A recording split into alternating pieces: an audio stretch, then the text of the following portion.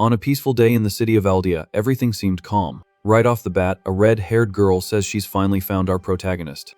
Grabbing the guy's arm, she tells him they need to get going. A little later, the same girl is rushing our MC again. Clearly exhausted, the kid just lets out a heavy sigh. Shortly after, in a bustling tavern, the scene repeats itself. This time, a girl in a blue cloak approaches, saying she's finally found him. With a bit of charm, she invites our hero to her estate. Tired of this routine, the boy just takes a deep breath, but he quickly turns down the offer, claiming he's too busy today, leaving a blonde girl confused. Holding his arm tightly, the blonde complains, wanting to know why not today, since she's free. Almost in tears, she begs him to please come play with her. Completely clueless, our little MC wonders how the heck he ended up in this situation. To explain that, we need to go back in time a bit, to the middle of a dark forest, where two bandits get our newbie's attention. A bit nervous, the protagonist, Kai, agrees with the guys right away. Ready to hit the hay, the bandits tell him to keep watch, since the ransom for the hostages is high. As a final order, the leader tells him to beat up the hostages if they start screaming. But mentally, our boy knows the prisoners don't even have the strength for that. In the dark of night, he reflects alone on this bizarre situation. With his hands on his head, the kid tries to figure out how everything went so wrong. Suddenly, he remembers trying to save someone and getting hit by a truck. But inexplicably, he woke up later in this strange place. Looking up at the night sky, he realizes he knows this world all too well. Faced with the facts, the MC notices he's inside the fantasy game he was playing the other day. Near the bandit's tent, he figures out he was reincarnated right next to the bad guys. With a slight shiver, he laments his own bad luck. Just then, a noise from the cart catches our hero's attention. Getting closer, he finds an iron cage and is shocked. Inside it, the so-called hostages are actually 3 girls, trapped in the dark. From the game's story, the boy knows all the villains were wiped out, and being here is a terrible sign. Without a second thought, he decides the best option is to escape as fast as possible. In his own pockets, he finds a map and some cash for the road.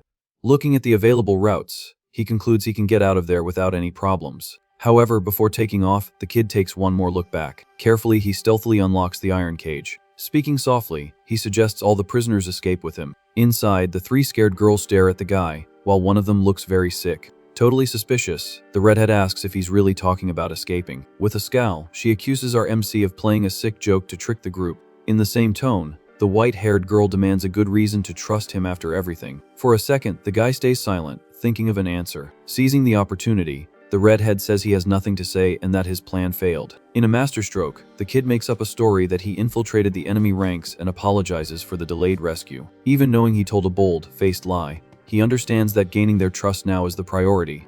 Hurrying the group, our hero warns that if they get caught, he's a goner. Sadly, the redhead reveals her leg is injured and she's in no condition to run. With a finger to her eyes, the platinum blonde confesses she's completely blind. To make matters worse, the little blonde girl named Remy is passed out and sick on the floor. Hopelessly, the redhead says that even if they escape, they'll just end up kicking the bucket on the way.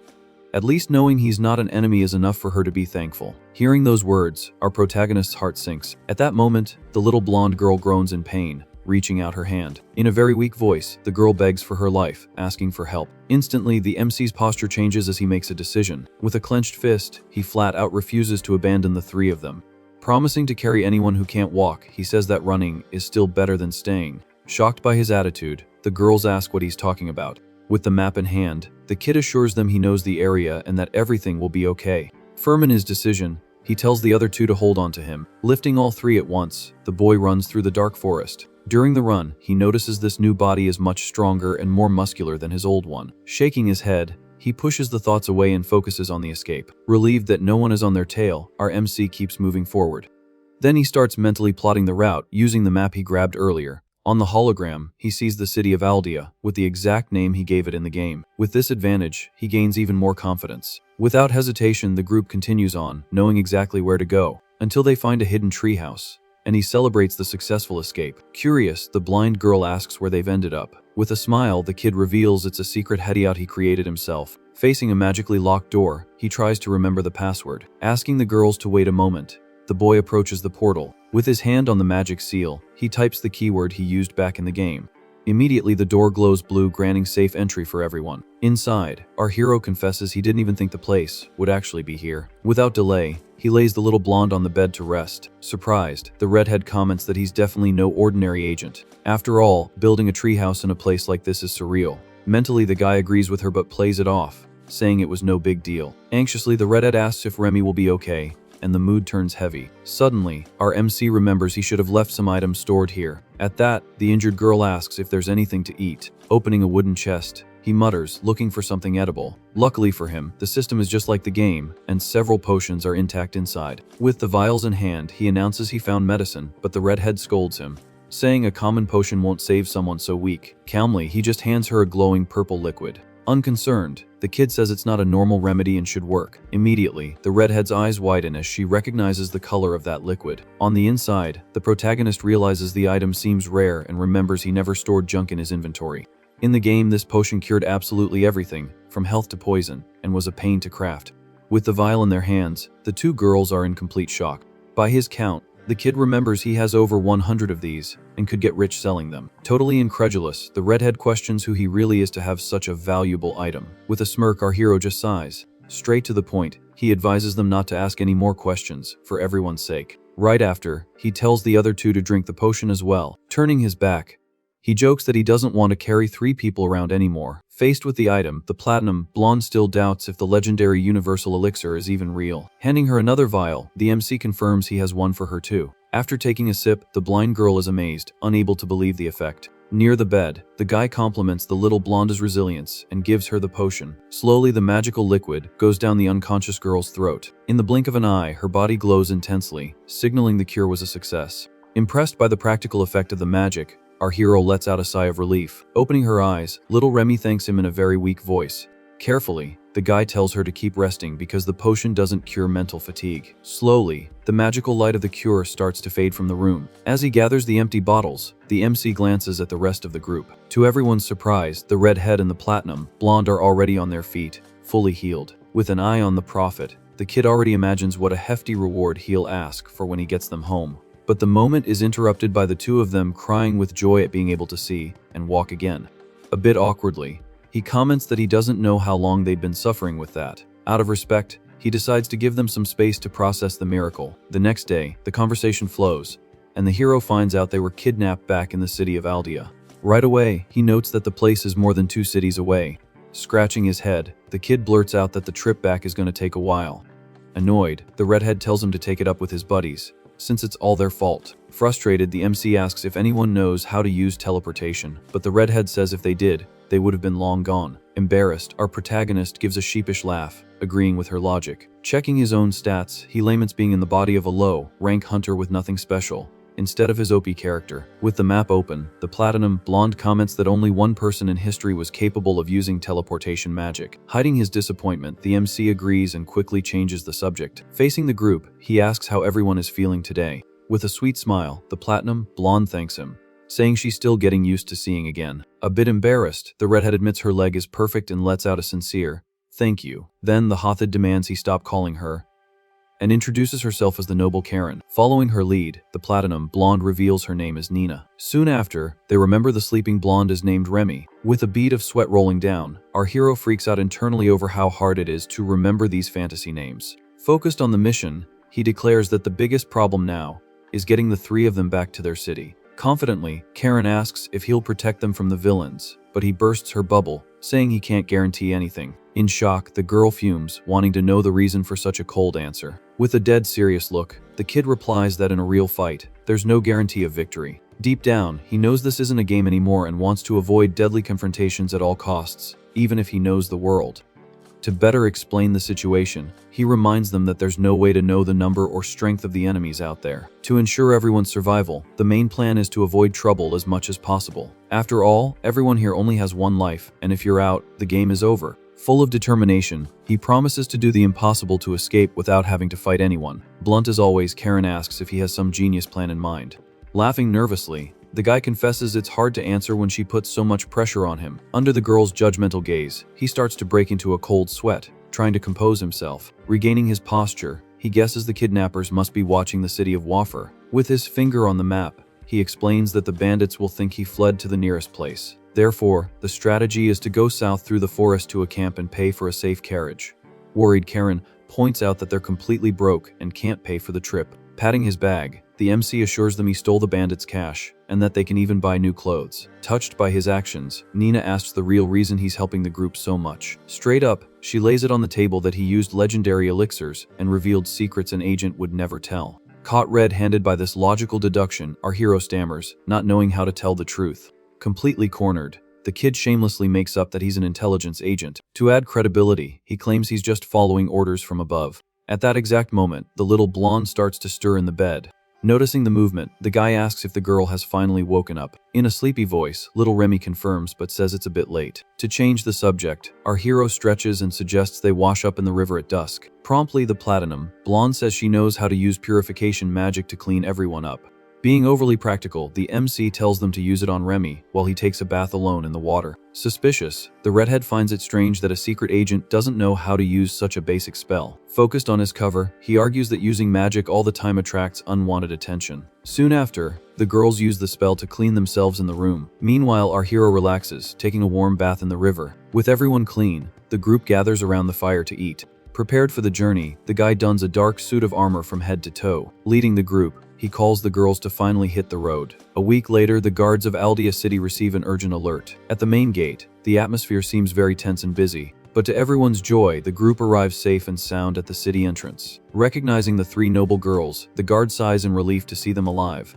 Straight to the point, the redhead points out they owe everything to the armored knight. Full of gratitude, the soldier bows and thanks him deeply for the heroic rescue. He then asks the ladies to wait inside until their escort arrives. Curious, Nina turns to the MC and asks what he's going to do with his life now. Cool as a cucumber in his armor, he replies that he plans to stay in the city for a while. Blunt as always, Karen asks if he has any plans in mind. Butting in, the guard suggests the warrior must need to report his success to his superiors. Not missing a beat, the kid agrees and keeps up the lie to avoid trouble. After insisting a bit, the soldier invites the hero to receive a reward, but he refuses due to a lack of time. Behind his helmet, our little MC is exhausted and just wants a bed to sleep in. As a final warning, he tells the girls to follow orders and not let their guard down until they get home. With a smile, the redhead accepts the advice and thanks him once more for everything. In a gesture of affection, the hero pats Remy's head and says goodbye. Blushing, the little blonde just nods in agreement. After leaving the girls in the guard's hands, he turns his back and walks away. Desperate, the soldier tries to stop him to thank him properly but gets quickly shut down. Without looking back, the MC states he's just going to enter the city and disappear. Gently, the guard captain welcomes the mysterious stranger. Watching the warrior vanish into the crowd, the soldiers stand frozen. In complete shock, the captain mutters that the guy is unbelievable. With cold sweat dripping, he declares that the armored knight is a true monster. As justification, he reveals he used his appraisal skill and detected a high-rank item. To make matters worse, only 2 elite clans have managed to clear the dungeon where the item came from. From memory, the captain recalls that the guy took down the Red Freed Mafia all by himself, on top of rescuing 3 hostages without a single scratch and acting with pure caution.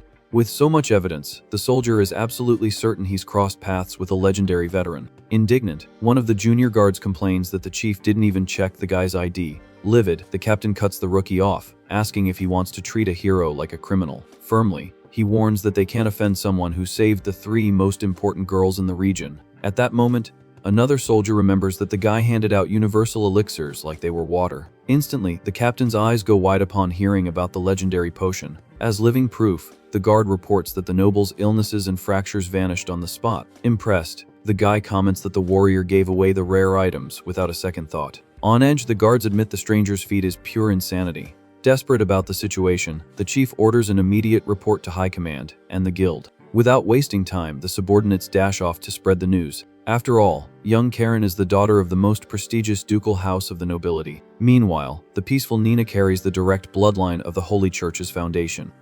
And little Remy is the heir to the biggest merchant leader on the continent. With the pieces falling into place, the captain deduces that the masked man was messing with the tycoons without fear. In addition to carrying divine items and refusing any reward as if it were nothing, in the captain's mind, there's only one explanation: the MC must be from the Empire's secret force. Far from all this commotion, our hero walks through the city, enchanted. Focusing on the details, he notices the streets are identical to the original game. From a distance, the kid already spots the imposing Hunters Guild building. Although he wants to explore everything, his body is at its limit from exhaustion.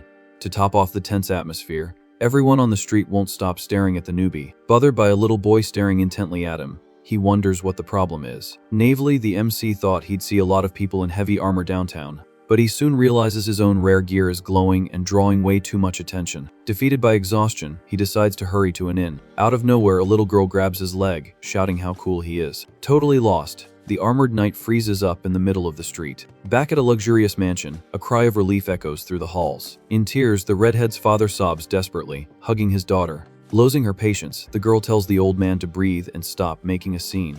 In the heat of the moment, the father notices his daughter is walking perfectly and apologizes for the fuss. Smiling, Karen tells him her leg healed thanks to a universal elixir and does a little twirl to show off. With sparkling eyes, she reports that the mysterious man pulled out the legendary potion like it was the most normal thing in the world. Excitedly, she explains that the warrior handed over the item without hesitation and refused any reward. Intrigued by the story, the nobleman reads the report to confirm the facts. Suddenly, the redhead notices a new piece of information and questions if the hero acted on his own. Calmly, the father explains that he didn't send anyone, and that if he had an elixir like that, he would have used it on her long ago. Pondering, the girl concludes that the agent lied to calm the group during the escape. Analyzing the situation, the head of the family deduces the man is from intelligence because he knew about the Red Freed Mafia. To him, the knight had inside information about the crime syndicate, but the hero's mission was only to rescue the girls, and he must have broken his organization's rules. Determined to help, Karen's father decides to send an official letter of thanks to protect the savior. Scared, the redhead thinks this will draw too much attention and worsen the agent's punishment. Finally, she asks if her father knows which secret organization he belongs to. Seriously, he reveals he received a message 2 days ago stating that Red Freed had been captured. Following the map's route, the nobleman understands the hero went around Waffer to avoid the bandits. Without missing a beat, Karen points out the knight's tactical intelligence. Convinced of the facts, the father states that the savior's profile perfectly matches his suspicions. With a fixed gaze, he reveals that those responsible for capturing the mafia are from the Verdar Direct Control Squadron. In shock, the daughter repeats the name of the most feared imperial force of all. In practice, the Verdar group operates directly under the Empire's orders to maintain public order at any cost. Furthermore, there are rumors that the squadron is made up of the best hunters in the world. Basically, they are the elite of military power. Given this, the father concludes that the hero must hold a high rank and has a free pass for solo missions. For safety, he tells Karen to keep the secret so as not to expose the savior's identity. As a sign of gratitude, the Duke vows to return the favor, no matter the cost. Since the warrior disappeared into the city, he orders his daughter to call the maid, Lifia, to start the search. Hurriedly, the redhead agrees and runs out of the room. Left alone in the office, the nobleman reflects, sitting in his armchair. Deep down, he prays the knight as a strong pillar of Vertar so he won't face repercussions. By the rules of the power game, the Duke knows the other two families are also on the hunt for the masked man. The next day at the inn, the mood is completely tranquil. Eating a nice steak, the owner of the place thanks the young man for not causing any trouble. Striking up a conversation, the innkeeper mentions that the guy in the black armor was a well of politeness. Relaxing with his food, our MC listens to the guy praise his quiet demeanor, clueless to the truth. Taking advantage of the conversation, the owner asks if the kid comes from far away, and he nods. Out of the blue, a soldier shoves the tavern door open, getting everyone's attention. In a rush, the guard asks if anyone has seen a knight in black armor around here. At that very moment, the MC and the innkeeper look at each other, startled. Panicking, our hero mentally begs the owner to hide the truth. Cleverly, the owner lies straight to his face, saying he hasn't seen anyone and that the Duke is overacting. Suspicious, the guard presses him, asking again. Breaking a cold sweat, the owner plays it cool, and the MC thanks the gods for the old man's acting skills. Sighing in frustration, the soldier accepts the answer and thanks him for his cooperation. With the door closed, silence once again reigns in the inn. Just when the MC thought the nightmare was over, another person walks through the door. This time it's a nun from the Holy Church, asking about the black gear. With a quick shove, the old man tells the kid to hide behind the counter and makes up an excuse. Smiling sheepishly, he tells the nun he hasn't seen anyone like that around. Accepting the answer, she thanks him for his time and leaves. The door had barely closed when a soldier from the Merchant Council bursts in. Nearly in tears on the floor, our hero curls up behind the counter to avoid being seen. Once again, the innkeeper uses the same lame excuse to save the boy. Tired of the search, the guard says his goodbyes, lamenting his failure. Finally alone, the innkeeper calls out to the boy trembling under the counter. Terrified, the kid comes out of hiding, trying to process what just happened. With his hands on his head, the old man asks what crime he committed to have the three biggest powers in the city after him. Confused, the MC swears he doesn't know why and thinks he messed up without realizing it. Desperation hits, and the old man tells the boy to fix things quickly to prevent his tavern from being shut down. Trapped in this mess, our protagonist can only think about what to do to disappear off the map. Far away, Karen's older sister examines the redhead's feet to make sure everything is okay. Calmly, the girl says her leg doesn't hurt at all anymore, and that she's healed. Sitting on the bed, the Hothid thanks her for the care and confesses she'll miss their routine. Smiling, the older sister celebrates the improvement but feels an emptiness from the lack of their old habits. Changing the subject, Karen goes back to thinking about the masked warrior. Worried, she doesn't understand how such a conspicuous guy hasn't been found in the entire city. To her, the hero is actively trying to throw off the search. Pulling up a chair, the sister agrees and says their father thinks the same thing. In a low tone, the redhead voices her fear that the savior will be punished for using the legendary elixir. With her hands on her hips, she remembers that the knight tried to pretend the potion was from his personal stock. Apparently, the masked man tried to hide his connection to the organization at all costs. Sighing deeply, the redhead prays he doesn't receive any severe penalties. Joking a little, the sister points out it's rare to see Karen so worried and cute like this. Shrugging, the redhead argues that the hero rescued everyone by himself and deserves this affection. Red with embarrassment, she crosses her arms, complaining about her sister's teasing. In the redhead's view, the hero truly risked himself to save them all, even knowing the danger from his own organization. To top it off, Nina's and Remy's families said the same thing at the last minute. But Karen insists she's the one who thinks about the savior the most. Immediately, the sister laughs and teases the girl, saying it's definitely love. Meanwhile, at the inn, the owner tries to reassure the MC, stating he did nothing wrong. Despite the comfort, gossip is running rampant through the streets, and the search for the Black Knight only gets worse. Pointing out the facts, the old man swears no one but the boy himself could be the masked man. Feeling cornered, the MC wonders what the punishment would be if the rumors are true. In the worst-case scenario, the innkeeper states that the three families would ban the kid from the city forever. Full of pity, the man says that hiding the boy is weighing on his conscience, but advises against changing inns now. To make matters worse, the reward for turning in the hero has already hit 3 million at the city council. Startled by the amount, the kid shouts, asking why the old man hasn't turned him in yet. Laughing at his face, the owner explains that the three families are working under the table to avoid drawing attention. In the end, the old man suggests the MC put on his armor and sneak out to enjoy the festival. Defeated by mental exhaustion, our hero agrees and leaves the counter with his head down. Wishing him good luck, the owner tells him to enjoy the city while he can. Excited by the idea, the MC decides to enjoy the day before getting kicked out tomorrow morning. Walking through the streets, the kid watches the sunset, trying to find some silver lining in the situation. Suddenly, he spots the city's giant clock tower. In the past, he loved to climb this clock tower, always at the same time of day. Even knowing the entrance fee is a rip-off, he goes straight to the ticket booth. Determined to relive the memory, the boy climbs the floors, admiring the view. Reaching the top, surprise fills the air.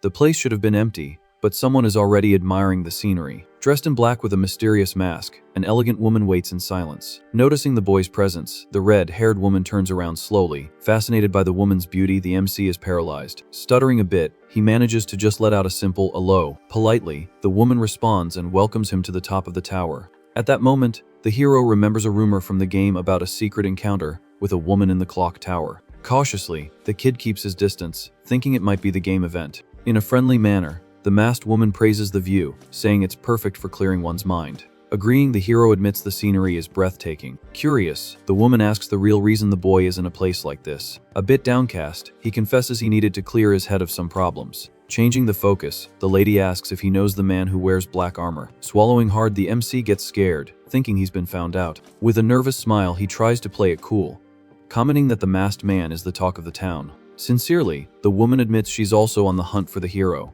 and would love to meet him in person. Fearing some kind of trouble, the boy asks if the Black Knight did something wrong. Laughing, she swears he's not wanted for anything bad. Soon after, she explains that the authorities want to thank him, but the details are confidential. Relieved by the answer, the MC lets his guard down a bit. Just knowing he's not being hunted for punishment takes a huge weight off his shoulders. At that instant, a luxurious carriage pulls up at the base of the tower. Seeing the ride, the mysterious woman realizes her ride has just arrived. Curious, the MC asks if she has to leave already. Charmingly, the woman promises they'll soon make progress in the search and says her goodbyes. Descending the tower stairs, she leaves a trail of mystery in the air. Alone on the observation deck, our hero watches the woman leave. He then reflects for a second, having no idea who the masked woman was. Outside the tower, the woman gets into the carriage and finds Karen. In a hurry, the little redhead insists they should wear masks around the city to try and find the hero without drawing attention. But Karen's sister teases her, complaining she was just dragged along to be an extra in her crazy plan. Laughing at the situation, the masked woman apologizes for the sassy behavior. In the end, she admits she was just happy her sister came to pick her up at the tower. During the ride, the masked woman mentions she met a young man at the clock tower. Aware of the rumors, Karen thinks the stranger was scoping out the city's search efforts. Smiling, the woman assures her that while she was suspicious at first, the conversation was pleasant and without ulterior motives. For the masked woman, it was a special and very calm time talking with him.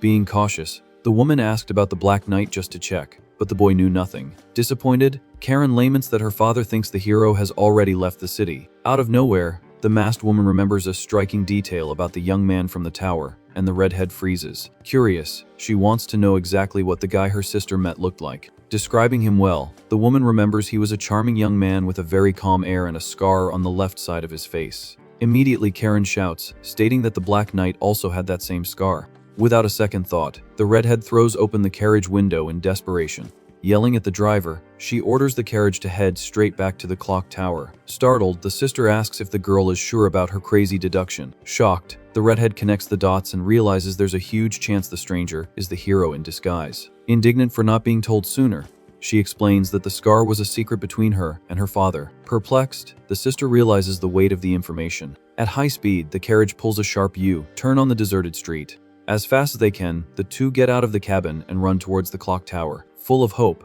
they wish to arrive in time before the boy disappears. Desperately, the two arrive at the top of the tower, out of breath. To the little redhead's dismay, the terrace is completely empty because the boy has already left. In another corner of the city lies the headquarters of the Treasure Hunters Guild. Inside, the guild master is freaking out because he has no information about the Black Knight. Reading the report, he confirms that the masked man is most likely from the Imperial troop Vertar. All by himself, the hero not only saved the daughters of the three biggest local families but also wiped out the mafia. Analyzing the situation, the leader points out that kidnapping such important nobles is almost a direct attack on the empire. Given this chaos, it makes total sense for Vertar itself to be sent to solve the problem. To worsen his anxiety, the master complains that no one in the city can get in touch with the knight. In an act of desperation, the leader even begs his subordinates to accidentally bump into the guy just to start a conversation. Ironically, even that plan failed because the hero helped a little girl who bumped into him and just kept walking. Speechless, the spies could only thank him and watch the guy disappear into the crowd. Defeated, the leader sighs and just wants the hero to return to the capital as soon as possible to avoid problems. Suddenly, the office door is thrown wide open by the receptionist. In a panic, the girl announces that the masked man just entered the guild. Thinking it's a joke, the master tells the receptionist to give it a rest. But looking at the open door, he realizes it's serious. In the main hall, the imposing black armor draws the attention of all the hunters. At that moment, the leader runs out to greet the distinguished visitor. Behind him, the receptionist nearly dies laughing at the chief's change in attitude. Trying to hold back their laughter, the hunters comment on how bizarre the master's polite demeanor is. Sweating profusely, the leader asks the reason for such an important member's visit. Hiding his nervousness, the MC says he just came to check the place out. Quickly, the master welcomes him and thanks him for his presence with a smile. Mentally, he's already imagining 1,000 conspiracy theories for that. Check the place out. Confused, the hero wonders if he said something wrong to scare the chief.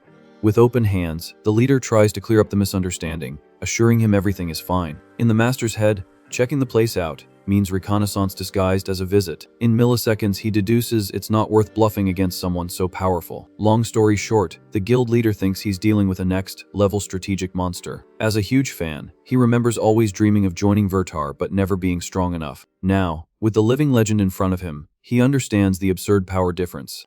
Maintaining his composure, the leader invites the masked man to his office if he wants to look around. The kid accepts right away, thinking it's the guild's normal procedure. As they go up the stairs, the entire hall gossips about the visit. At the tables, the hunters waste no time and start chatting away. To most of the tavern crowd, the whole situation is just theatrics and exaggerated gossip. But some members notice the hero's demeanor is too calm for someone dangerous. Besides, the warrior was walking with his guard down as if waiting for someone to attack first.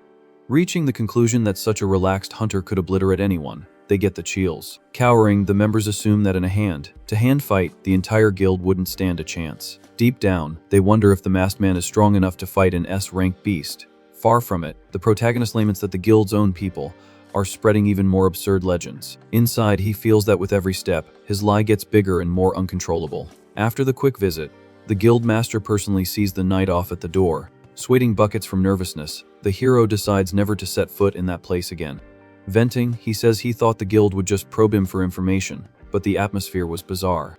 Recalling the moment, he trembles because of the murderous and frightened looks from everyone inside. Worse yet, he can't understand why the guild master was so polite instead of rude like in the original game. Unknowingly, he questions why the heck he ended up getting VIP treatment from the hunters.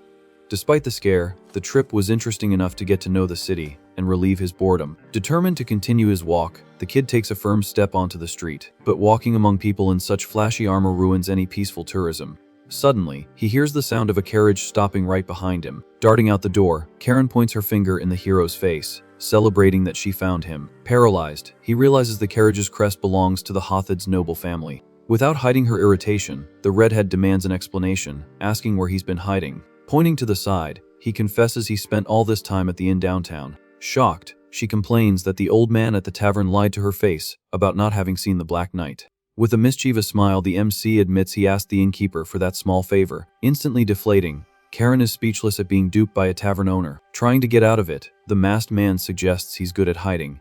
Annoyed by the joke, the girl grumbles that she doesn't want to hear any more lame excuses. Soon after, a sweet, feminine voice from inside the carriage gets the redhead's attention. By the tone of voice and the hair color, our hero recognizes the person immediately. Stepping out of the vehicle, the mysterious woman from the clock tower officially introduces herself as Lifia. Without her mask, she apologizes for the delay and thanks him once again for the rescue.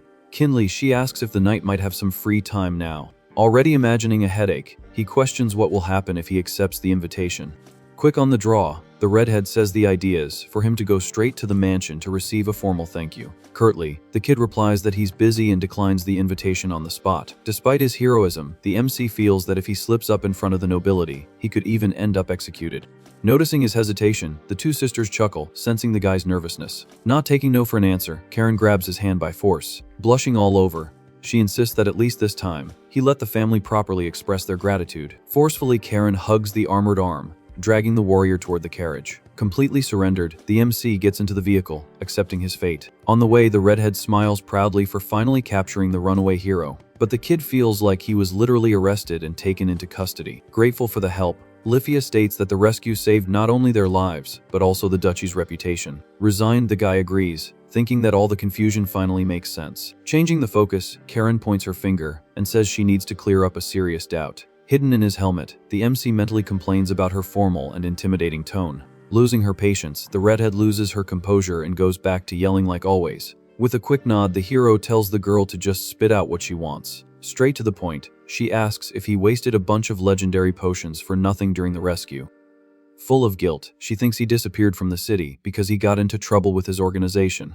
Reassuring the girl, the warrior guarantees the items were his and there's no trouble at all. Surprised, Lifia's eyes widen as she confirms the magic potions are real. Worried, the redhead questions if hoarding such a great treasure for himself isn't dangerous. Anxiously, Karen asks the hero to explain the situation better and how he got the items. Inside, the kid freaks out, not knowing how to come up with an excuse to get out of the conversation. Cornered, he realizes he needs to convince the two that everything is perfectly fine. As a last resort, the hero says he has no regrets and what matters is that her leg is healed. With a charming tone, he tells her to enjoy life and let him handle his own problems. Immediately, the little redhead turns as red as a tomato and silence fills the carriage. Lifia is also impressed and thanks him once again for his kind words. Changing the mood, the MC raises a finger and asks them for a small favor. Attentively, the two stare at the knight, waiting for the mysterious request. Outside, the luxurious carriage crosses the streets, heading towards the Duke's mansion. Seriously, the guy asks the girls to intervene if he's rude in front of their father. Completely shocked, Karen's eyes widen, not understanding the reason for such a simple request. In disbelief,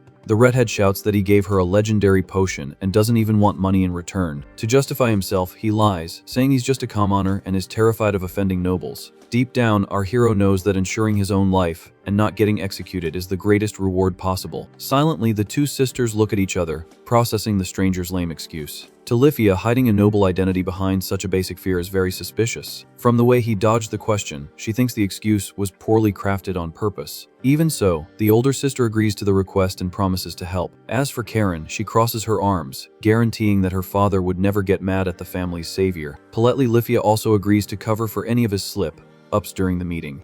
Joking about the situation, the redhead asks if he plans to keep his helmet on the whole time. With a hand on the back of his neck, The warrior admits it would be very rude not to show his face.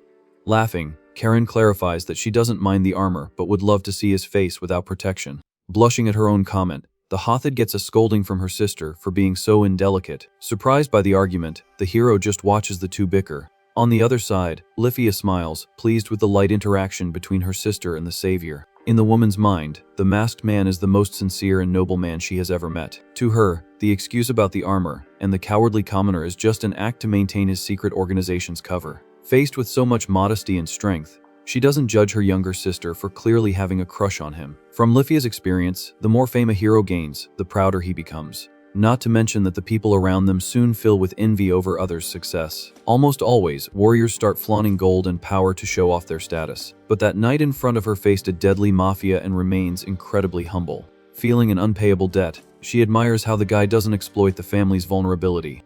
To break the ice, Karen confesses she's starting to get very nervous about the visit. Seizing the opportunity, the warrior teases the redhead, calling her not cool, for being tense. Furious, she points her finger and shouts that she's not scared, just nervous about the preparations. Laughing at her younger sister's outburst, Lifia enjoys the comical scene. In the older sister's view, the secret agent provoked the girl on purpose to ease the tension. As the Duke's daughter, Karen always had to deal with fake nobles and boring politicians. Due to the age difference, many ladies also isolated her at social events. To make matters worse, guys only approached her out of pure interest in a future power marriage. Isolated, the redhead never had a real friend to act like a normal girl her age. In the end, the other nobles just walked right by without paying the poor girl any attention. Happy with the situation, Lifia loves seeing the hero put up with her sister's antics with good humor. Unable to stand the boredom, the redhead grabs her sister by the arm, demanding they hurry back home. Quietly on the seat, our MC just sighs, following the two's mess.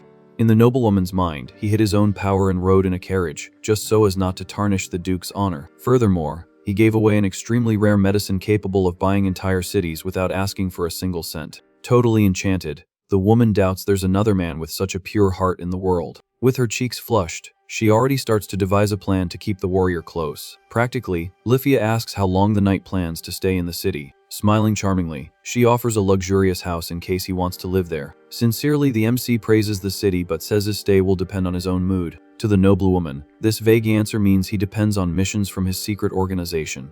Reflecting, she knows that as long as that knight continues to fight in the shadows, the entire empire will be safe. Mesmerized by the hero, the woman wonders if it's too selfish to want to keep him in the city. But deep down, the strong feeling her sister has for him is contagious. Unaware of the size of the problem, our little MC just tries to stay comfortable on the carriage seat. Arriving at the ducal mansion, the grandeur of the place impresses anyone. Without delay, the knight opens the carriage door for the ladies. In the main courtyard, dozens of servants and soldiers form a corridor to welcome them. Confused by the grand reception, the kid wonders what the heck is going on. Overjoyed, Lifia explains that this is the family's ultimate show of respect. Desperate with the attention, the guy almost loses his tough guy pose. Hiding his panic, he warns that all this fuss will attract unwanted attention. With a confident smile, Lifia promises that anyone who has a problem with it will have to deal with the guards. Swallowing hard, the MC accepts the parade, fearing the punishment for those who don't show respect. By the rules of nobility, he knows he can't refuse the escort if he wants to get out of there alive. Suddenly, the head maid and the captain of the guard kneel on the stone floor. Bowing their heads, they express their honor at the Black Hero's visit. Quickly, the old housekeeper stands up, announcing that the masters are waiting in the main hall. With a slight curtsy, Lifia thanks the escort and says the two of them will go change. Joking, she says she'll wait in the other room in case the MC needs that little help. They agreed on. Seriously, the younger sister agrees to act quickly if their father freaks out. Alone at the entrance with the guards, the kid starts to sweat bullets again. In the blink of an eye, the captain approaches to guide the visitor. Courteously, the soldier asks to hold the warrior's black sword for security. Surprised by the quick handover of the weapon, the guard asks if the knight is sure. To lighten the mood, our hero says it's normal to remove weapons inside a noble's house. In fact, he confesses he's much more dangerous fighting without a sword than with one. Shocked by the declaration, the servant's eyes go wide in complete disbelief. Terrified, the captain swallows hard, realizing the masked man's monstrous confidence. Under the helmet, the MC isn't kidding and speaks with total seriousness. Back when he was a player, he was reincarnated in the body of a guy with absurd physical abilities. Due to his abnormal reflexes, using any weapon always broke his fighting rhythm. As a result, he feels his bare hands are 1,000 times better for crushing enemies. Far from this analysis, the captain can only see the stranger as a true lord of the dead. Continuing on, the old maid leads the narmed monster through the corridors. In front of the main hall door, the kid's heart pounds. With his hand on the doorknob, he prays the meeting ends quickly and without bloodshed. Meanwhile, in the courtyard, the captain of the guard can't take his eyes off the black sword. According to the game's system, the divine blade never breaks and cuts through anything. Seizing the moment, the guard teases Karen, saying she can hold the weapon under his supervision. Excited, the little redhead runs like a hurricane towards the soldier. Anxiously, the little noble jumps, wanting to test the savior's legendary sword. Utterly mesmerized, she focuses her eyes on the dark, polished metal. Full of joy, she demands the captain show her the weapon at once. Smiling at the girl, the guard displays the blade, which looks like a sharpened jewel. Curious, Karen finds the sword too beautiful and doubts its durability in combat. Fascinated, the captain agrees but highlights the sword's work of art appearance. Glistening in the sunlight, the black metal hypnotizes the two of them in the courtyard. With a hand on her chin, Lifia tries to guess the fighting style of a warrior who doesn't use heavy armor. To the older sister, the stranger must be a tactical master who values speed over brute force. Distracted by the conversation, Karen reaches out to hold the divine sword. In that same millisecond, the item's unreal weight catches the girl by surprise. Startled, the captain tries to help, seeing the girl fall forward. With no strength at all, the little noble loses her balance, and the blade plummets to the ground. Like a hot knife through butter, the sword goes right through the courtyard stone. For a moment, the entire staff freezes at the sound of the clean cut. Incredulous, Karen stammers, not knowing what to do with the bizarre scene. Shocked, the captain and Lifia scream upon seeing the stone cut in half without any effort. With her own eyes, the older woman understands that any armor would be useless against this weapon. Trembling, the captain remembers the masked man said he hit harder with his bare hands. Immediately, the soldier runs to check if the young lady was cut in the accident. Stuttering and terrified, he vows to explain to the master that it was all his fault, not hers. Inside the mansion, the meeting in the main hall is underway, accompanied by fancy tea. At the hall door, the two sisters listen quietly. Inside, the Duke's booming voice resonates, deeply thanking the mysterious hero for his help. Surprised, Karen notices her father's tone of voice is much more humble than usual. Shaking her head, Lifia agrees and explains the obvious reason. Just by listening through the door, they realize that even the all-powerful lord has bowed to the masked man. Due to his political position, the Duke always needs to appear superior to avoid showing weakness. With a hand on her chest, the older sister sighs, seeing her father's power crushed by gratitude. Completely deflated, Karen feels sorry for her family having to bow their heads because of the kidnapping. But suddenly, the door creaks and the reflective mood goes down the drain. Peeking through the crack, Lifia asks if her sister still has time to whine. Confused, the little redhead doesn't understand the reason for her older sister's lecture. Dry and direct, Lifia reminds her that the girl just destroyed the mansion's stone courtyard. As reality sinks in, Karen freezes, remembering she ruined the duchy's main walkway with someone else's sword. Crying in despair, she grumbles that now her father is really going to kill her because of the mess.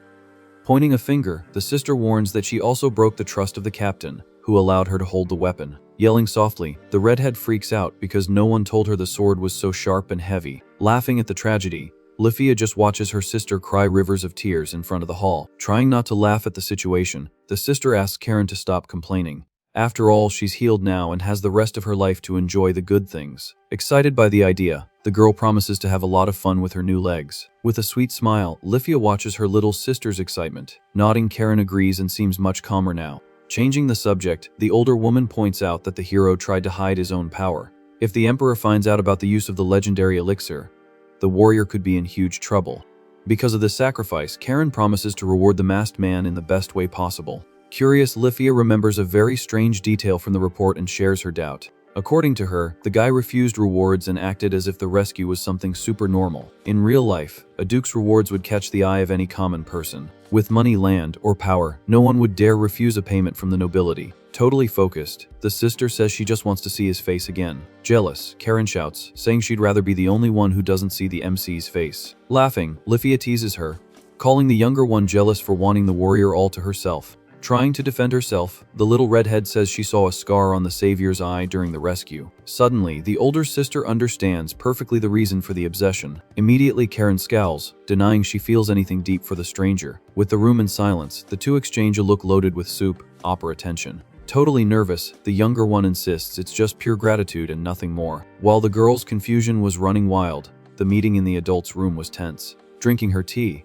Karen prayed her father wouldn't scare the savior away. In the main hall, the atmosphere was far from pleasant, and pressure dominated the room. Sweating profusely, the Duke and his wife stared at the giant in armor with pure dread. Before them, the Black Knight sat motionless, without moving a single muscle. Not understanding the warrior's posture, the nobleman wondered why he wasn't demanding anything.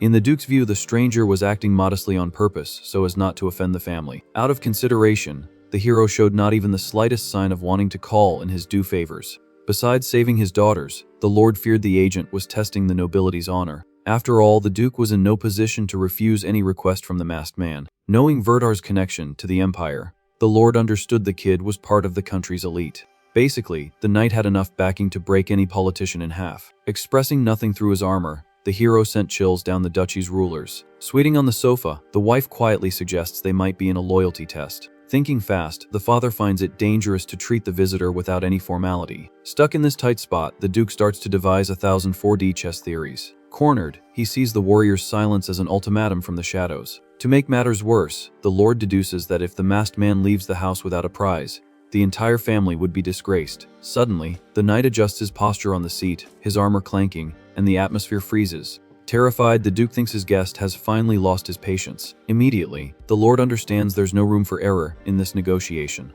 Using the sacred elixir as an excuse, the Lord finally takes the lead to offer payment. Polite and direct, the Duke begins by saying the family is immensely honored. Full of fear, he apologizes for the delay in offering a reward worthy of the hero. Sighing in relief internally, our MC just agrees to end the meeting. Smiling, the Duke's wife says the reward is a source of pride for the entire noble house. Totally relieved, the Lord begins to list the terms of payment for the rescue.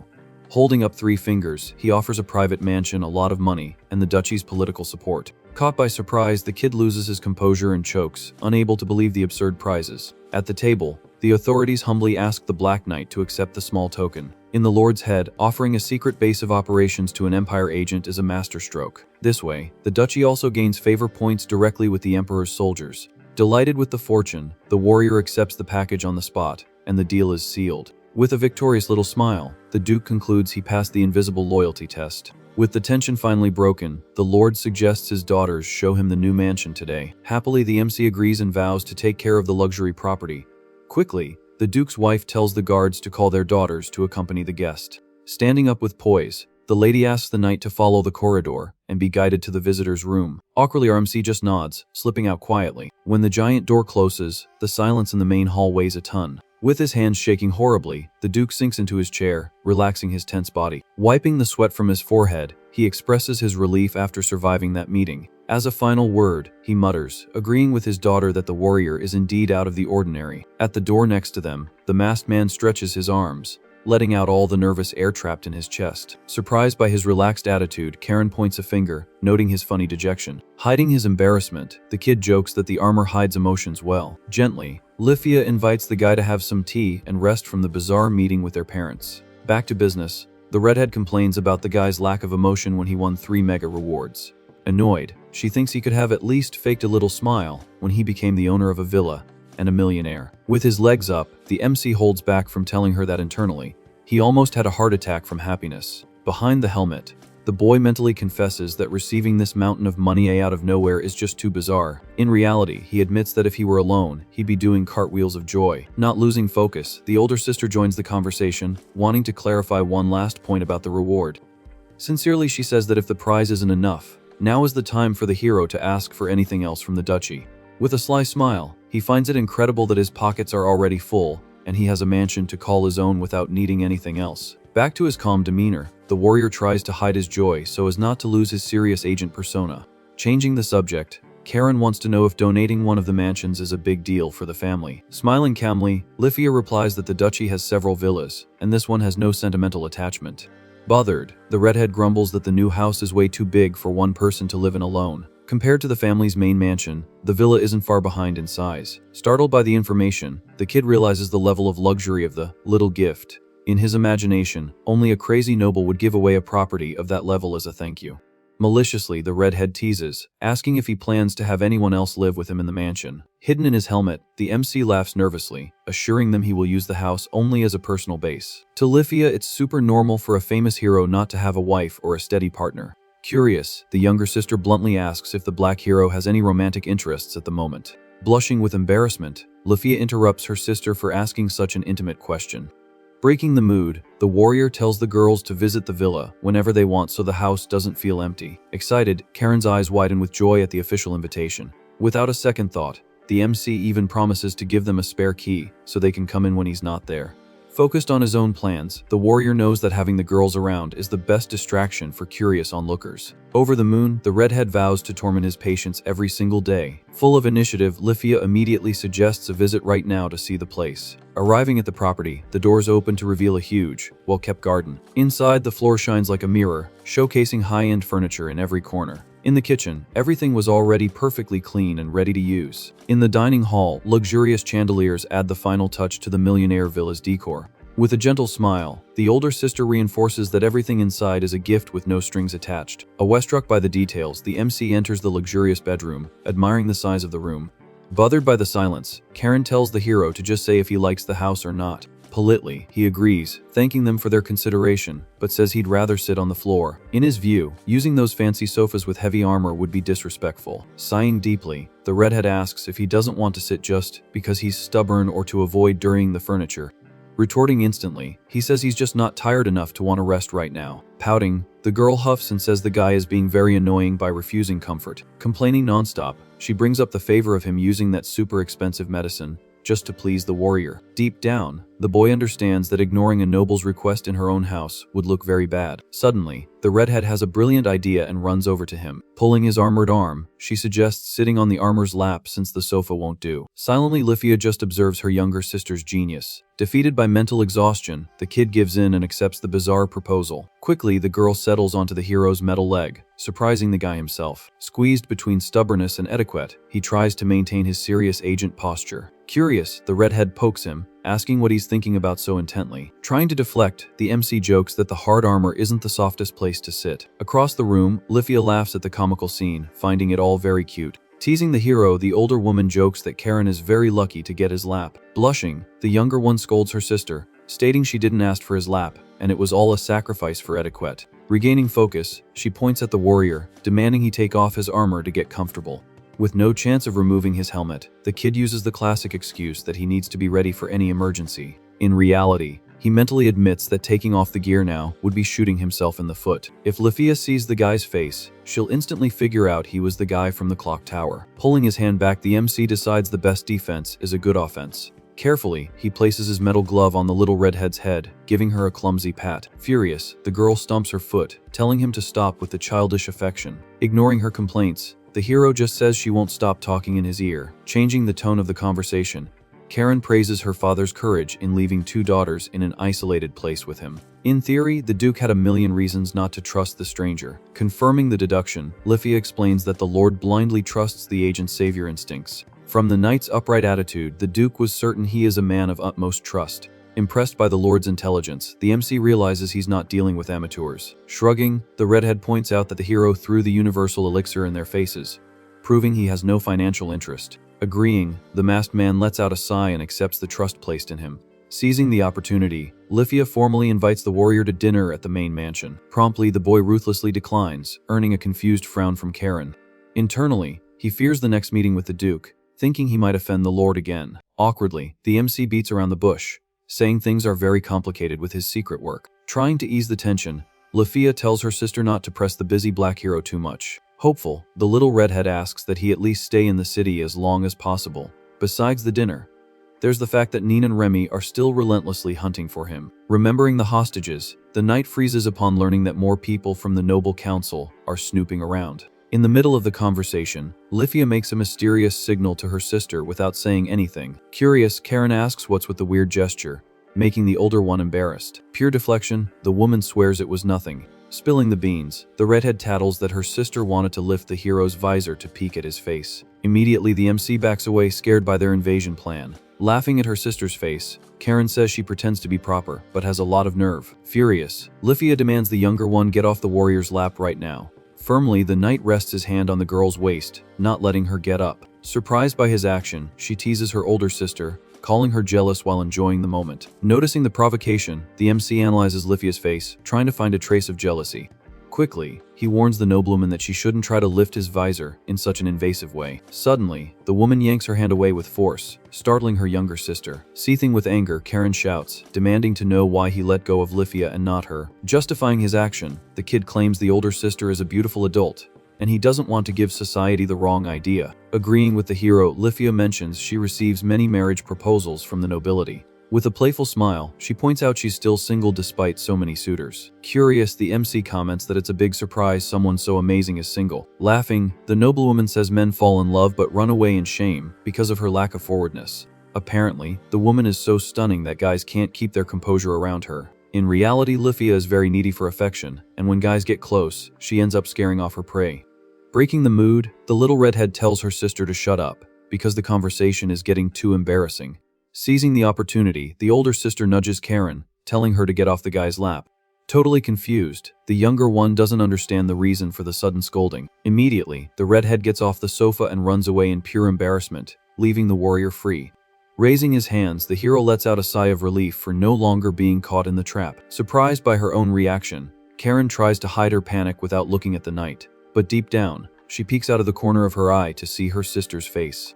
Soon after, Lifia holds her younger sister's hand, teaching her she needs to be less aggressive to win someone over. In complete shock, Karen has never seen her sister act so freely and lovingly like that. With the matter settled, the family says their goodbyes, leaving the brand new villa for the hero. Formally, Lifia thanks the warrior for his time and wishes him a great stay in his new base. Before leaving, the woman says the official ducal furniture will arrive in 3 days. Taking the opportunity, she schedules a new meeting to discuss the villa's security and paperwork. Getting the message, the MC agrees, and the younger sister lowers her head, blushing with embarrassment. With a shy wave, Karen tells him to take care until their next meeting.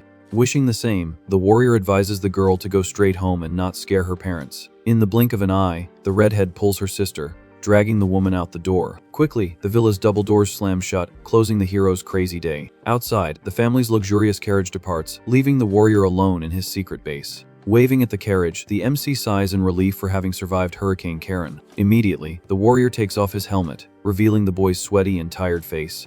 Free from the weight on his shoulders, he celebrates the chance to finally relax without being watched. Far away, inside the carriage, the two sisters laugh to themselves about the whole act they put on. Sincerely, Karen confesses she wanted to stay and torment the masked man a little longer. Sighing, Lifia agrees and teases her younger sister, saying the guy called her beautiful. Joking, the older sister also notes that he used her first name and not her noble title. Apparently, the savior hero ignored all rules of etiquette to speak like a normal person. Maliciously, Lifia accuses the redhead of sitting on his leg just to peek at his hidden face. Defending her actions, Karen reminds her that the guy saved her life, so the least she can do is give him a headache. Full of herself, she says that if he survived her, he can survive any challenge from Verdhar. Thoughtfully, the older sister confesses her greatest desire was also to see the savior's face. Joking, she says she'll draw his face when she gets to the mansion to satisfy her sister's curiosity. In a terrible sketch, Lifia imagines a bizarre monster with spiky hair. Annoyed, Karen criticizes her sister's awful art, claiming she draws 1,000 times better. Deep down, the redhead's gaze drifts, losing track of the conversation. Suddenly, the memory of the boy from the clock tower invades the girl's mind. Silently, Lifia notices her younger sister's mood shift and gets worried. Concerned, she tries to call Karen back to reality. Startled, the girl blinks a few times, snapping out of the crazy trance. Immediately, the hero's charming face and the scar on his eye are fixed in the redhead's memory. Hiding a smile, Karen no longer has any doubt about his identity. In love, she murmurs about how the masked man likes to play with her heart. Figuring out the riddle, Lifia confirms that the guy from the clock tower was really the hero in disguise. Confidently, the redhead affirms it with all the certainty in the world. Thoughtfully, the younger one asks if her sister thinks the meeting at the tower was just a coincidence. Cleverly, Karen deduces he wanted to throw off the spies by blending his armor with the guards downtown.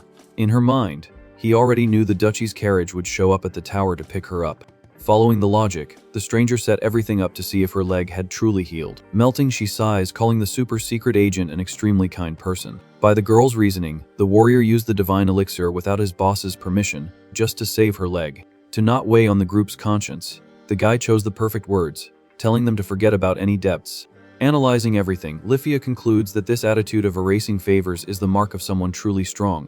Besides healing their wounds, the woman thinks he was watching over the city against the mafia from a distance. Impressed, the noblewoman wonders how he managed to do all that without raising any suspicion in the city. Quietly, the woman reflects that every time she thinks about the masked man, he seems like a miracle in disguise. Totally enchanted, Lifia sees the stranger as the perfect, flawless warrior. Holding her chest, the woman sighs softly, calling the young man a wonderful man. Excited, Karen cheers, saying she can't wait for the 3 days to pass to see the hero again. Noticing her older sister's dazed look, the younger one asks what she's thinking about. In Lifia's view, the black hero doesn't want to claim a reward because he already loves Karen like a daughter. Determined, the sister promises she'll get closer and closer to the stranger to try and win him over. Suddenly, the woman starts scheming a crazy plan to invade the guy's new villa. Smiling maliciously, Lifia knows her father would have a heart attack if he knew her intentions. Because of the knight's absurd power, the Duke would never allow a romance with the armored hero. Full of curiosity, Lifia wonders how her father would react if he discovered all this interest she has in the savior. At that same moment at the inn's door, the owner lets out a loud, chilly sneeze. Totally depressed, the man laments that he'll never see the kid's face around there again. Surprising the old man, the MC says he didn't come to the tavern all night because he was wiped out. Already devouring a monstrous breakfast, the warrior seems more relaxed. With his mouth full, he reassures the owner, promising to come back whenever he's hungry because of the good food. Happy with the compliment, the man smiles, proud of his own cooking. Excited about their friendship, the old man swears the tavern door will always be open for whenever he wants to drop by. Curious, the owner asks where the hero plans to spend his next few nights in the city. Quickly, the kid drops his fork and says he got a house and will be living there for a while. With wide eyes, the owner freezes, trying to understand the young man's answer. Casually, the boy says the Duke himself gave him the property as a gift. Almost choking on air, the man shouts in disbelief at his friend's absurd luck. In shock, he remembers the guards really wanted to thank him, but giving him a mansion was just insane. Utterly astonished, the owner warns that getting a villa from the Duke is no small thing. Not paying it much mind, the MC ignores the property's size, thinking it's all normal. But the innkeeper warns that owning land in the empire is the true symbol of nobility's power. By the old man's logic, the Duke gave him the house so as not to lose an alliance with a top-tier hero. With a heavy gaze, the man questions who the heck this kid really is to be treated like this. Serious and focused, the owner tries to pull the truth from behind the black armor. Trembling a little, the kid assures him he's just a common guy with no secret title. Immediately, the warrior slams a heavy bag of coins on the tavern table. Surprised, the owner is startled by the sound of the treasure on the wood. Sighing, the hero confesses it's a payment for the old man helping to hide him at the inn. Refusing on the spot, the owner says he's too afraid to accept the masked man's gold. Giving an ultimatum, the MC threatens that if he doesn't take it the easy way, he'll make him take it the hard way. In reality, the kid feels really bad for making the owner lie to three world powers at once. Smiling, the old man admits he broke into a cold sweat hiding the boy from the Duke, the church, and the merchants. For a moment, the psychological pressure almost gave him a heart attack. Agreeing, the hero says he understands the old man's terror and insists he deserves the prize for maintaining his cover. To please his clientele, the hero says he wants to treat his guests the best he can. Joking, the owner retorts that the knight tried to play the humble card and failed miserably. In the end, he accepts the bag of gold with a sincere smile on his face. Saying goodbye, the man holds the boy to his promise to come back to the tavern one of these days. With an enthusiastic wave, the MC swears he'll show up whenever hunger strikes. Slamming the door, the warrior finally leaves his heady out for good. Alone in the tavern, the owner tries to relax with the extra cash. But upon opening the bag, he almost drops dead on the floor seeing the gleaming coins of pure gold. Trembling nervously, the man wonders how a commoner can walk around with a fortune like that in his backpack. Laughing at his own misfortune, the old man understands that Guy is anything but common or normal. Far away, the Holy Church Cathedral stands as a symbol of divine power. On the huge pews, the elite nuns rest after another ceremony. Teasing the younger one, the older sister pinches the girl's cheeks to get her attention. Smiling, the older nun lovingly analyzes the healed face of her sister Nina, who can see again. Sitting beside her is Marie Qualier, the highest figure and protective sister of the young woman healed by the masked man. Trying to escape the pinches, Nina complains that Marie has already done that more than 7 times today. Pretending not to care, the sister says she's doing it on purpose and will never stop. Scolding her, the younger one says her older sister's language and posture are terrible. Tugging her ear, Nina complains that crossing her legs on the pew ruins her whole holy nun persona.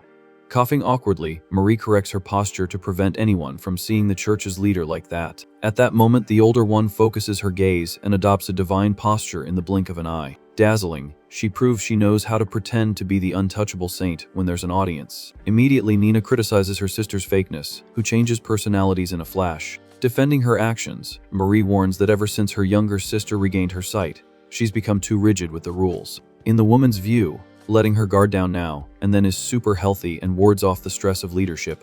Exhausted with the explanation, Nina points out that her sister's breaks don't happen now and then, but every single day. Looking at the altar, Marie doesn't care about the lectures and smiles, relieved to see her younger sister so happy again. Celebrating the miracle, the woman prays, thanking for the little things her sister now enjoys. Deep down, she knows that before the kidnapping, Nina lived with a lifeless and dull expression. With a surprised sigh, Marie grumbles that the Black Knight really does unbelievable things. Full of pride, the older one remembers the guy saved her younger sister and even used the legendary potion for free. Correcting the deed, Nina says he used the divine items on all 3 hostages, not just her. With a racing heart, the younger one admits she's got a crush on the hero because of his wonderful gesture. Curious, Marie wants to know if the warrior is her younger sister's type. Laughing, the church leader says the newbie shouldn't aim so high for a hero with so many suitors. By the older one's reasoning, anyone who lavishes divine potions for free attracts rivers of easy women in the capital. Imagining the attention, Marie jokes that Nina would have hundreds of rivals in love with the armored guy. Annoyed by the teasing, the younger one puffs out her cheeks, telling her sister to be quiet. Finding the scene cute, Marie bursts out laughing at the novice's clear jealousy over the secret agent. Interrupting the fun, a nun says the church leaders need to get back to their duties now. Returning to her divine pose, Marie accepts the call and stands up. With a calm gaze, the 2 sisters perfectly assume the holy side of the Force. Promptly, Nina agrees to follow the older one towards the altar. With a smirk, Marie focuses on her own plans involving the miracle-working warrior. Together, the Quolier sisters return to the center of the Holy Church, devoted to their mission. 3 days after the rescue, the 2 sisters from the church eagerly await their reunion with the Black Knight. In their memories, the armored hero remains a legendary and imposing figure. Exhausted by her heavy routine, the platinum blonde Nina sighs, collapsing onto a garden bench. Just then, the feisty Karen appears by surprise, teasing her friend for slacking off. Startled, the novice jumps up from the bench and says she's just on her break. Joking about the situation, the redhead notes it's been a while since they've seen each other, and the nun retorts that she didn't schedule a visit to come in. With a mocking little laugh, the little noble just tells her friend to relax and sit down again. Without wasting time, Karen takes her place on the bench next to the platinum blonde. In a very peaceful atmosphere, the 2 enjoy the shade of the trees to catch up. Curious, Nina asks why the little redhead came alone without her older sister. Straight to the point, Karen explains that Lifia is busy inside with the church people. Connecting the dots, the nun concludes that the surprise visit means the Duke's family managed to thank the hero. Full of expectation, the platinum blonde celebrates that she'll finally get to meet the savior properly. With a sly smile, the redhead reveals that her older sister has become completely obsessed with the knight. To illustrate the gossip, she says that Lifia practically lives on the black armor's lap now. According to the little noble, her sister wouldn't get off the warrior, even when complaining about a sore butt. Impressed by the story, the platinum blonde realizes the savior really does have a magnetic charm. Totally smitten, the redhead confesses he's the most wonderful person she's ever met in her life. Surprised by the strong declaration, Nina listens as her friend promises she'll understand everything when she meets him. Changing the subject, the nun wants to know what kind of absurd reward the duchy offered at the meeting. Almost begging, she asks for the details just to have a baseline of what to offer too. Justifying her curiosity, the platinum blonde explains that her own family still doesn't know what to give so as not to seem rude. With a mysterious look, Karen agrees to tell everything on the condition that her friend doesn't breathe a word to Marie. Leaning close to the novice's ear, the redhead begins to whisper the list of prizes. Right off the bat, she reveals the hero got an entire luxurious villa just for himself. Next, she mentions an astronomical amount of cash. To complete the package, the nobleman confirms they gave him the family's official seal, making it 3 gifts. Completely indignant, Nina's eyes go wide, and she asks if that was really all. By the nun's calculations, that doesn't even pay for the universal elixir used in the rescue. Trembling with embarrassment, the redhead agrees it was this too little but says the family had no choice. Clueless, the platinum blonde tilts her head, processing that paltry payment. For her part, Karen swears the black warrior refused larger prizes on purpose. Refusing to believe it, the nun thinks it's a joke, because no one in this world would turn down more power and gold. With a dead serious look, the redhead remains silent, proving she's telling the absolute truth. Reinforcing her argument, the noblewoman reminds her she told her from the start about his wonderful heart. To make matters worse, she says her own father felt humiliated by the masked man's grandeur. Shocked, Nina hears that the all-powerful Duke is racking his brain on how to deal with the hero in the future. By the Lord's logic, a man who desires nothing is impossible to manipulate in a negotiation. Every time the knight's name comes up in conversation, the redhead's father loses his smile. Faced with this news, the platinum blonde deduces the savior is a true political monster to scare the Duke like that. Smiling in relief, the nun comments on the absurd luck they had to be rescued by someone so surreal. Fully agreeing, Karen points out that only a guy superior to nobility would have the guts to face the mafia. Straight up, the novice asks if Lifia really believes the knight is part of the elite Verdar. Confirming the theory, the redhead reveals her father gave strict orders never to make an enemy of the hero. Based on the facts presented, the Platinum Blonde realizes that rewarding an elite soldier of the Empire is an almost impossible mission. Thoughtfully, the Platinum Blonde notes the agent possesses a level of influence the entire church can't compete with. Recalling the meeting, Karen mentions a bizarre detail, that he seemed much happier with the coins than with the royal seal. Completely baffled, Nina freaks out, saying that makes no logical sense. After all, any mercenary can gather gold by working, but a ducal seal is impossible to buy. Basically, the crest is a perpetual free pass that guarantees the maximum protection of a wealthy family. But the nun soon understands that if he's from Vertar, the emperor himself is already his backing, making the seal useless. With sparkling eyes, the little redhead argues that he prefers cash just so he can distribute it to the poor and needy. In the noblewoman's innocent imagination, the Dark Warrior is an armored Robin Hood who helps the oppressed. Noticing her friend's delusion, the Platinum Blonde mentally agrees and comments that her sister Marie would love the masked man. Confused, the redhead doesn't understand where her friend got that conclusion so out of the blue. Full of pride, the little noble sticks her nose in the air, thinking she's the #1 expert on the hero. Breaking the mood, Nina warns her friend she has no right to judge Lifia since she's drooling over him just as much. Dying of embarrassment, the Hothid threatens to tell the knight that the nun is in love with him too. To calm things down, the Platinum Blonde changes the subject and celebrates that the day to meet the guy is approaching. Remembering the past, the redhead confesses she almost had a fit when no one could find the armored giant in the city. Sincerely, the nun admits she was very scared he had been severely punished for spending the divine elixir. Raising a finger, Karen guarantees the warrior would scold her for feeling guilty. Repeating the hero's words, the redhead says he'd rather see them all enjoying their freedom instead of crying over him. Touched by the message, the Platinum Blonde clasps her hands in relief and thanks her for letting her know. Digging through her memory, the noblewoman says he seemed more annoyed than worried about his bosses. By Karen's analysis, he has so many successful missions under his belt that the organization wouldn't dare fire him. With a sigh, Nina agrees that this defiant attitude perfectly matches the savior's image. Together, the two conclude that the warrior is the type of man who never backs down when he knows he's right.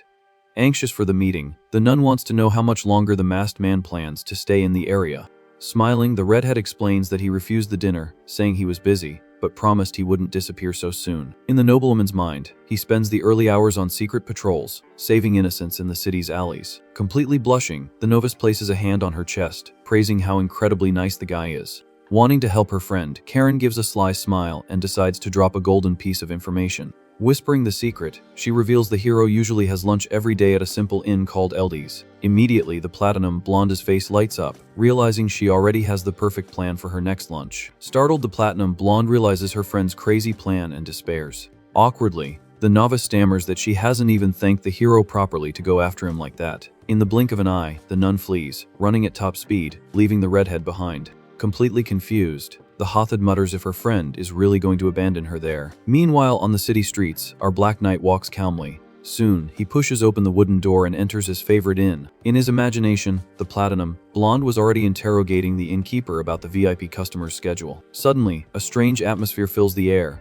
and the kid freezes at the door. Under intense pressure, the innkeeper tries to dodge the questions, claiming it's confidential information. But with no way out, the poor old man gives in and reveals the exact time the knight usually shows up.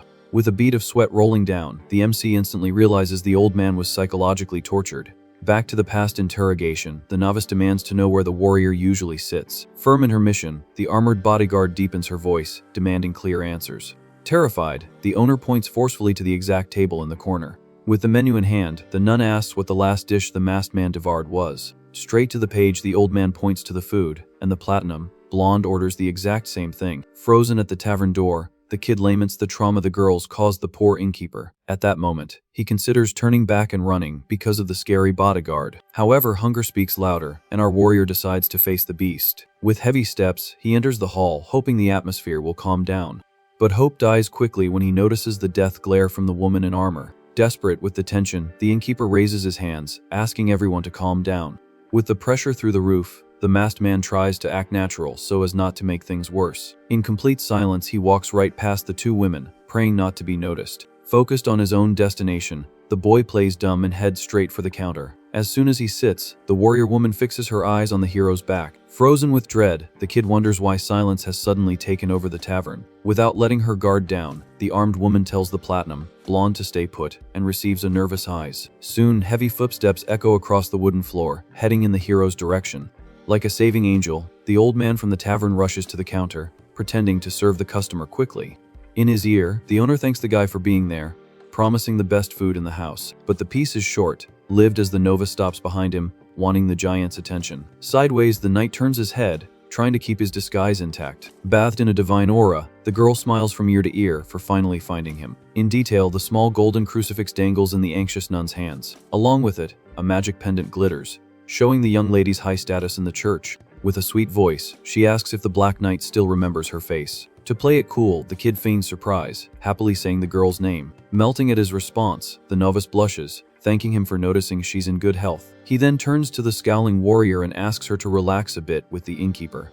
At that moment, the bodyguard gets the message and apologizes for her aggressive posture. Quickly, the old man tries to smooth things over, waving his hands in the air and forgiving the woman. Back to the conversation, the masked man compliments her nun's habit, admitting he almost didn't recognize her. With a graceful twirl, the platinum blonde asks if the uniform suits her. Behind his visor, the boy agrees, thinking the look will be perfect when she's older. Smiling, the girl thanks him for the compliment, and the hero understands the weight of having saved someone from the top brass. Without ceremony, the novice takes a step forward, closing the distance between them. Alert to the movement, the bodyguard watches closely without interfering. Faced with this exaggerated proximity, the kid backs up a bit, uncomfortable. To break the ice, he asks how the girl's vision is after the miraculous cure. Almost touching the helmet, the platinum blonde fixes her eyes on the metal and replies that her vision is impeccable. Suspicious, he holds up his fingers to test the girl, and she gets the count right without blinking. Deep down, the boy breaks into a sincere smile, relieved to see the mission successfully completed. Full of emotion, the nun confesses the joy of being able to see her own family's faces after so many years.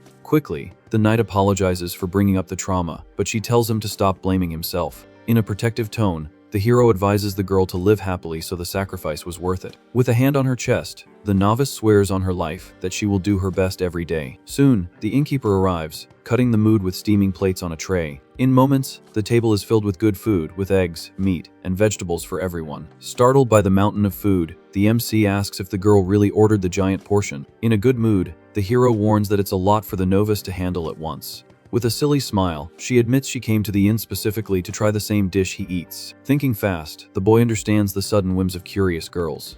Calmly, he assures her that if she can't eat it all, the team will help clear the table later. In a perfect chorus, the bodyguard and the nun thank the Black Knight for his kindness. Without ceremony, the masked man tells the two to start their attack before the meal gets cold. On the plate, the perfect fried egg and juicy meat shine, catching everyone's attention. Respecting their sacred origins, the two join their hands in a quick prayer. Right after, the platinum blonde takes her first eager bite. Immediately, her face lights up with happiness, praising the incredible flavor of the seasoning.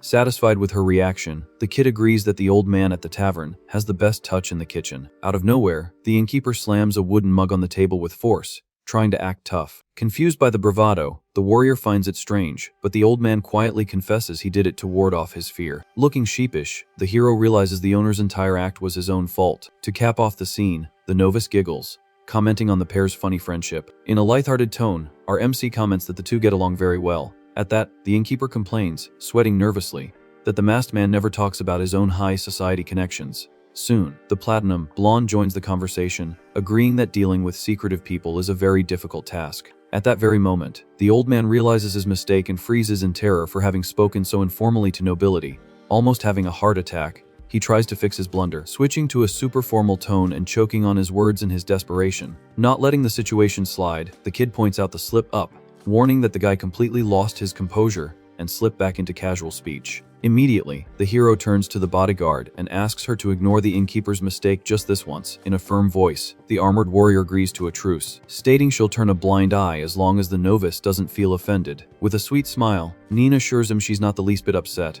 On the contrary, the girl even asks the old man to speak more freely, just like the Black Warrior.